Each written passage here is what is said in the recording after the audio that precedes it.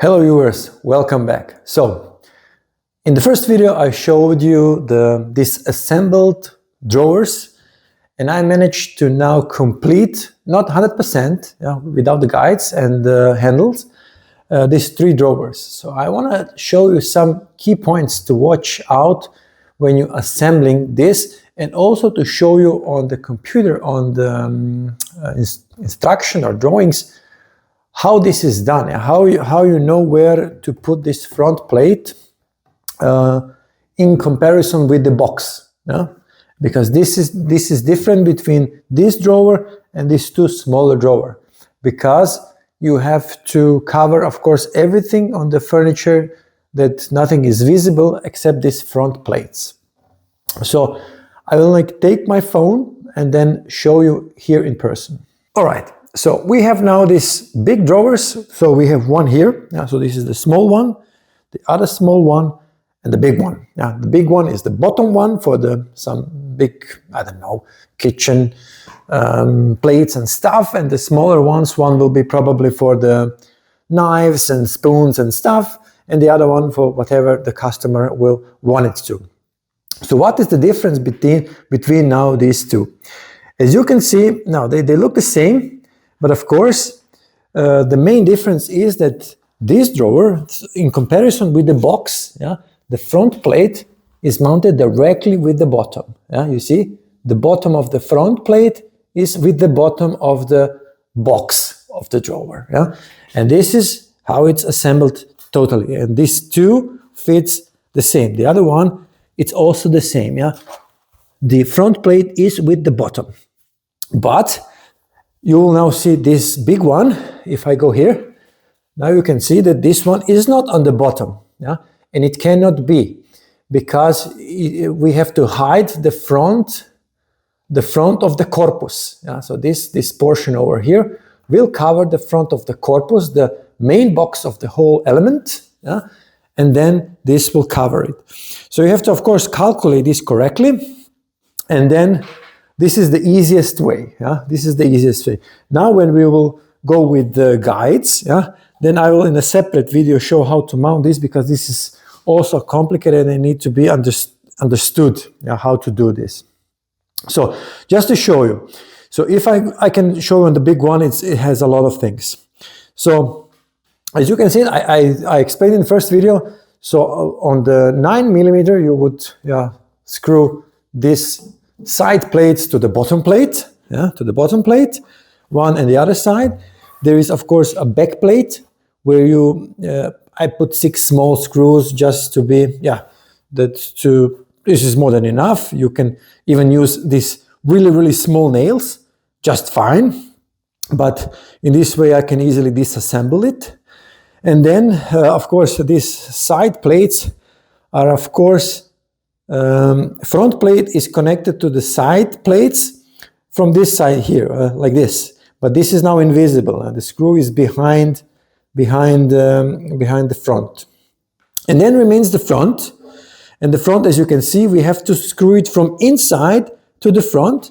And of course, we have to watch on the length of these screws not to go outside. And then you basically end up with this perfect looking front. So now, depending on the type of drawers, this can be pushed to open. We will have a handle. I have these handles here in the box. They are somewhere here hidden. They are black handles. Looks nice. You will see in the end. So in a separate video, of course, I will show how to mount the guides and how to mount the handles for these drawers.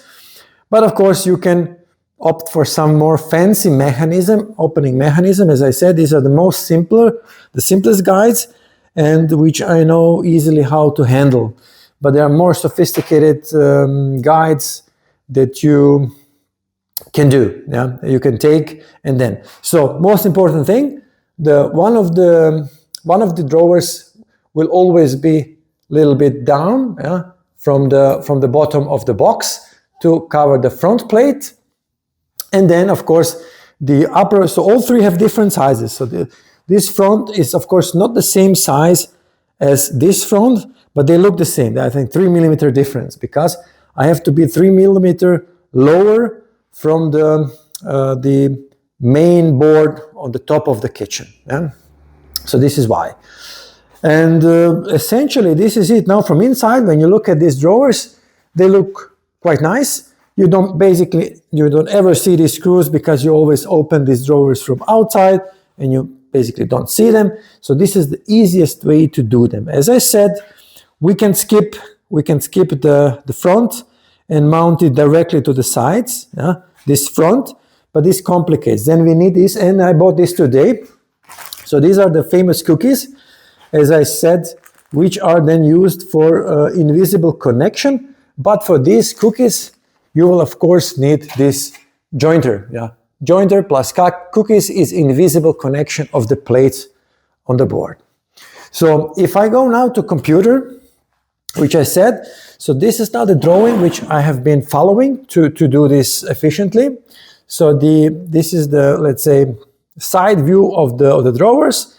So this would be these plates that these side panels, the front panel, yeah, and you can see the front panel will end on the bottom of the guide, yeah. So which will be a separate video, but essentially this is it.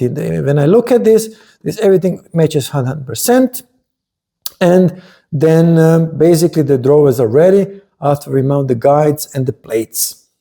All right, so this would be, let's say, the showcase of the finished drawers without the guides and the front handles. Yeah? And for this I need to really carefully show you in detail. And as I said, the most important thing during the mounting of these boxes of the drawers is to have a millimeter precision, because you have a problem, yeah? Because guides really have almost no adjustment. Yeah? So marking everything on the sides, yeah, where you drill first of all, and this is the important. The first, for some plates, you don't need to drill, yeah? But it is the best if, let's say, side panel you drill, and then in the second plate you don't need to, yeah. But it's always more precise if you would first of all mark, then drill through the both plates, for example, side plate and bottom plate, and then make the screw in, because then it cannot, the force cannot push the plates because screws are strong and the drill is strong. So essentially it's very important or useful that you first, when you do the marking on 9 millimeters or 9.5, depending on the width of your board, that you essentially then take your drill the holes, and then screw in. And this will be the most precise way to do it. What else? Side plate, nothing special, just some screws. Bottom plate stays always, just on the bottom until you finish the job.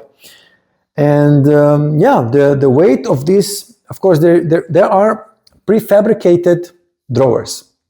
So this is the cheapest way to do this, because one of these small, let's say, side panels, bottom plates, side panels and bottom could be 20-30 euros, yeah, in total.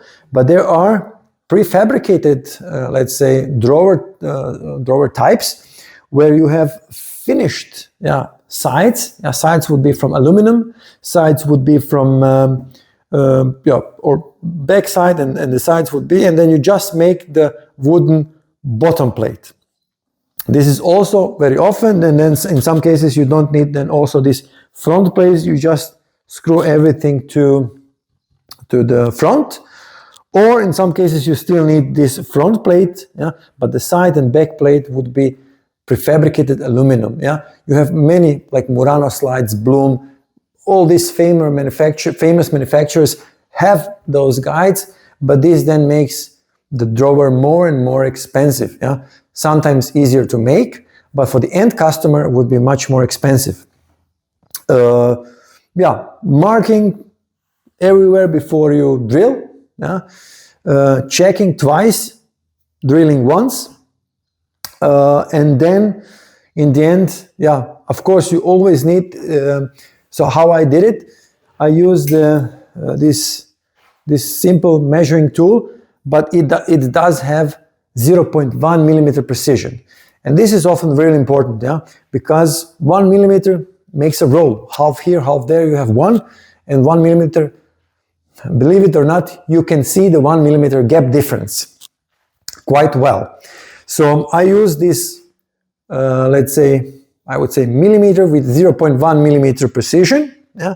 And then when I, let's say, prepare, let's say this distance between the drawer and the end of the front, I would use it like this. You see now it matches 100%. Yeah. So and this was 30.5 millimeters. Yeah, from the edge to this box, and then now will come, of course, here the inner and outer guide and the outside plate of the box. So they should all match. In the end, you will see when the box and this big element is finished, you will see how everything matches 100%. Yeah, nothing is 100%, but close by. So 0.1 millimeter precision for measuring distances from the sides. I recommend, not necessary. And then, of course, make everything digital, and then make yourself all the possible ways that you don't make a mistake. Because what is the problem with mistake? If I now screw something wrongly, of course, you cannot anymore screw 1 millimeter or 2 millimeter left and right because the hole is there.